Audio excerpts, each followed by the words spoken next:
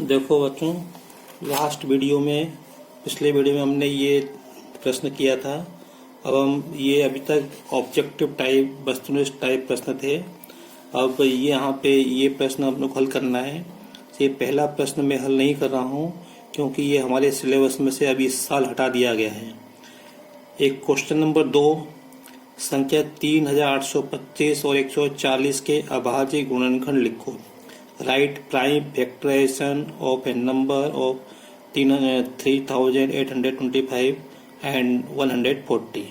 तो कैसे करेंगे? देखो, सबसे पहले हमको ये मालूम होना चाहिए कि अभाज्य संख्याएं क्या होती हैं। तो मैं आपको बताता हूँ।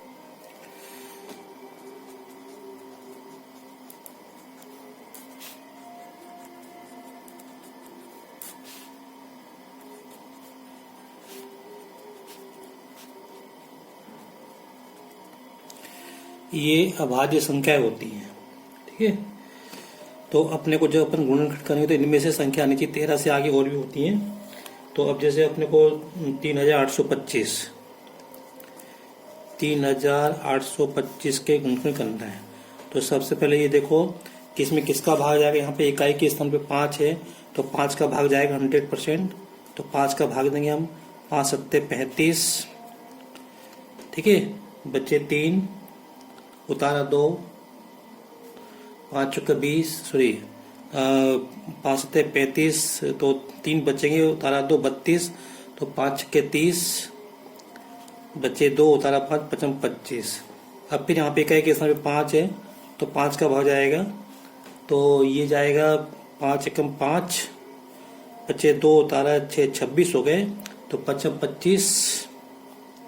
एक बच्चा, उतारा 5 15 हो गए, तो 5 से 15।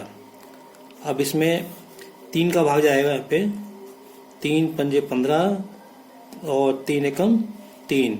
फिर इसमें 3 का भाग जाएगा तो 17 बार जाएगा। तो इसके अभाज्य गुणनखंड हो गए 3825 के अभाज्य गुणनखंड हो गए 5 गुणा 5 गुणा 3 गुणा 3 गुणा 17। अब यहाँ पे देखने वाली बात है कि इसको हमने अभाज्य गुणनखंड के रूप में लिखा है, जबकि उसमें ये पूछा है कि अभाज्य गुणनखंड क्या होंगे। तो अभाज्य गुणनखंड इसके देखो, मेरे हिसाब से तो अभाज्य गुणनखंड इसमें क्या होंगे, 5 3 और 17 होने चाहिए, है ना। तो इसमें तो इसके आंसर ये होगा। चलो, अब यहाँ पे देखो 140 के मैं गुणनखंड कर रहा हूँ। 140 के तो 2 का भाग जाएगा इसमें निश्चित से। तो 2 का भाग 140 में 70 बार जाएगा। फिर इसके बाद 2 का भाग देंगे तो 35 बार जाएगा। इसमें 5 का भाग जाएगा 7 बार जाएगा। तो यहाँ पे ये जो है 140 के गुणनखंड हुए। 140 के गुणनखंड 2 गुणा 2 गुणा 5 गुणा 7, ये अभाज्य गुणनखंड है। लेकिन ये गुणनफल के रूप में इसमें पूछा है अभाज्य गुणनखंड। तो अभाज्य गुणनखंड तो केवल 2 5 और 7 होंगे। तो ये हो गए अभाज्य गुणनखंड। इसके 3825 के ये होंगे और 140 के 2 5 7 होंगे। अब देखो, मैं तीसरा प्रश्न कर रहा हूँ। 6 72 और 120 का अभाज्य गुणनखंड विधि द्वारा HCF और LCM निकालना है। तो 6 के अभाज्य गुणनखंड 2 और 3 होंगे। ऐसे 72 और 120 के अपन निकाल लेते हैं। तो देखो मैं कर रहा हूँ। तो देखो 6 के अभाज्य गुणनखंड हो जाएंगे 2 गुणा 3, ठीक है। अब इसका तो मालूम है अपने को, यहाँ पे अपन 1 भी लिख देंगे। अब मैं इसके बाद निकाल रहा हूँ 72 के अभाज्य गुणनखंड निकाल रहा हूँ। 72 के अभाज्य गुणनखंड, तो 72 का 2 से भाग जाएगा तो 36 आएगा। फिर 2 का भाग देंगे तो 18 आएगा। फिर 2 का भाग देंगे 9 आएगा। फिर 3 का भाग देंगे तो 3। तो ये 72 के अभाज्य गुणनखंड हो जाएंगे 2 गुणा 2 गुणा 2 गुणा 3। और उसके बाद अब मैं निकाल रहा हूँ 120 के अभाज्य गुणनखंड। तो 2 का भाग देंगे तो 60 बार जाएगा। फिर 2 का भाग 60 में देंगे तो 30 बार जाएगा। फिर 2 का भाग 30 में देंगे तो 15 बार जाएगा। फिर 3 का भाग देंगे 15 में तो 5 बार जाएगा। तो इससे ये इसके अभाज्य गुणनखंड हो गए। अब हम इसको एक के नीचे एक लिख लेंगे। 72 के लिख दिए और 120 के हो जाएंगे 1 गुणा 2 गुणा 2 गुणा 2 गुणा 3 गुणा 5। ठीक है, अब यहाँ पे हम एचसीएफ निकाल लेंगे। तो एचसीएफ क्या होगा, एक तो 1 आएगा, फिर 2 आएंगे कॉमन, और ये 3 देखो, ये 3 तीनों में है, तो यहाँ से 1 लिखो, यहाँ से 2 लिखो और यहाँ से 3 लिखो। देखो एक वैसे अभाज्य संख्या होती नहीं है, लेकिन मैंने सुविधा की दृष्टि से लिख दिया है, क्योंकि कई बार क्या होता है एचसीएफ 1 आता है, तो ये हमारा एचसीएफ हो गया। तो ये हो गया 6 हो गया एचसीएफ। अब हमको एलसीएम निकालना है, तो एलसीएम क्या हो जाएगा, एलसीएम देखो ये 2 3 तो हमने लिख लिया यहाँ पे, ये 6, ये 1 ले लिया, 2 ले लिया, ये 3 ले लिया। अब क्या बचा, ये 2 गुणा 2 2 गुणा 2 बचे और यहाँ से 5 बचे, तो बस लिख दो। ये हो गया 2 गुणा 2 और गुणा 2 गुणा 2 और यहाँ से ये 5, बस। अब इनका गुणा कर लो, 6 दूनी 12, 12 दूनी 24, 24 दूनी 48, 48 दूनी 96, 96 पंजे 480। तो ये आपका एलसीएम आएगा। अब आप देख लो कि इन सभी संख्याओं का 6 का 72 का 120 का भाग 480 में जाएगा, और ठीक है, और 6 का भाग 6 में 72 में 120 में जाएगा।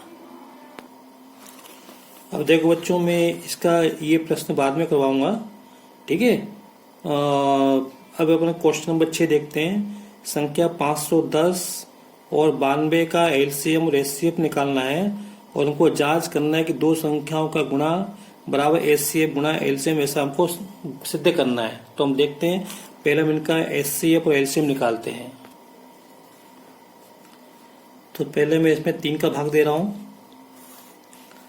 तो 17 बार जाएगा, 17 ते 51, फिर 17 का भाग दे रहा हूं, 17 धाम 170, फिर इसमें मैं 2 का भाग दे रहा हूं, तो 5 आएंगे। तो 510 के गुणनखंड क्या होगा, 3 17 2 और 5, और यहाँ पे 92 के गुणनखंड करना है,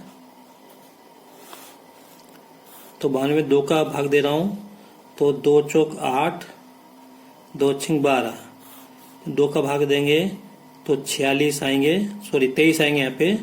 तो ये अभाज्य गुणनखंड हो गए। अब मैं इनको लिख ले, उसको मैं इस तरह से लिख लेता हूँ,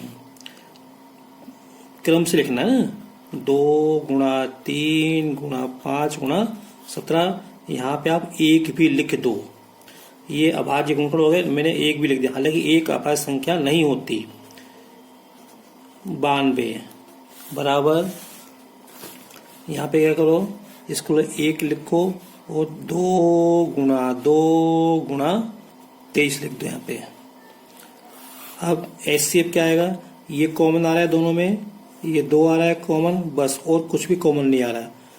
तो एचसीएफ क्या हो जाएगा यहाँ पे, 1 गुणा 2 बराबर 2, ये एचसीएफ हो जाएगा।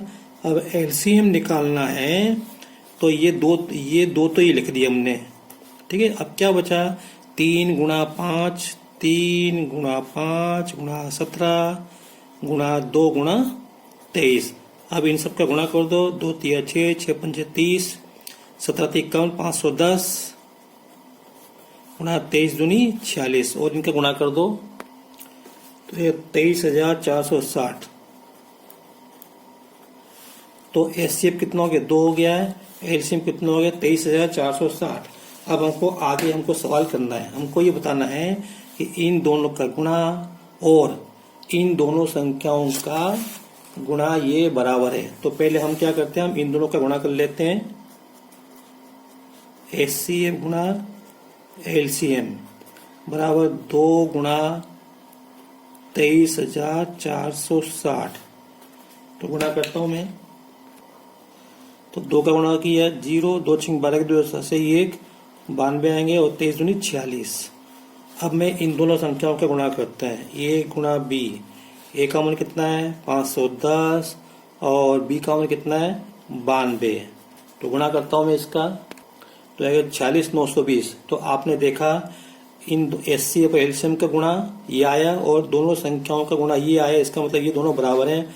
अतः लिख दो, अतः ए गुणा बी बराबर एचसीएफ गुणा एलसीएम। तो जो प्रश्न में पूछा था वो हमने सिद्ध कर दिया, यही सिद्ध करना था। ठीक है।